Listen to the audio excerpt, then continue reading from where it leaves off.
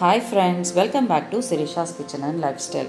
இன்னைக்கு நம்ம சேனல்ல என்ன பார்க்க போறோம்னா ஒரு சட்னி ரெசிபி தாங்க பார்க்க போறோம்.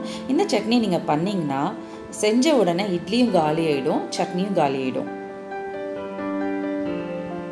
இப்போ அந்த சட்னி பண்றதுக்கு முதல்ல பச்சை வேர்க்கடலை எடுத்து இந்த மாதிரி வறுத்துக்கலாம். சிம்லயே வச்சு வறுத்துக்கோங்க. இப்போ கடாயில எண்ணெய் ஊத்தி ஒரு 4-5 பச்சை மிளகாய் 4 பல்லு பூண்டு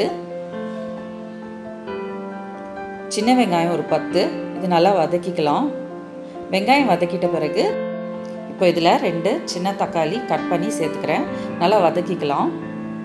ஏற்கனவே தக்காளி போட்டிருக்கனால கொஞ்சமாக புளி சேர்த்துக்கிறேன். இப்போ நல்லா ஆறிட்ட பிறகு நம்ம ஏற்கனவே வறுத்து எடுத்து வச்சிருக்கிற வேர்க்கடலையும் உப்பும் சேர்த்து தண்ணி விட்டு சட்னி அரைச்சிக்கலாம். இப்போ சட்னிக்கு தாளிச்சு கொட்டிக்கலாம். இப்போ கடுகு வெடிச்சதும் உளுத்தம்பருப்பு கருவேப்பிலை கொத்தமல்லி எல்லாம் சேர்த்துக்கலாம்.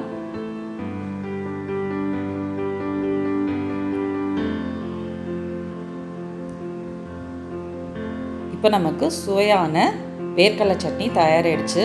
இந்த வீடியோ உங்களுக்கு பிடிச்சிருந்தா லைக் பண்ணுங்கள், கமெண்ட் பண்ணுங்கள், ஷேர் பண்ணுங்கள். மேலும் பல வீடியோஸை பார்க்க சிரிஷாஸ் கிச்சன் அண்ட் லைஃப் ஸ்டைலுக்கு சப்ஸ்கிரைப் பண்ணிக்கோங்க.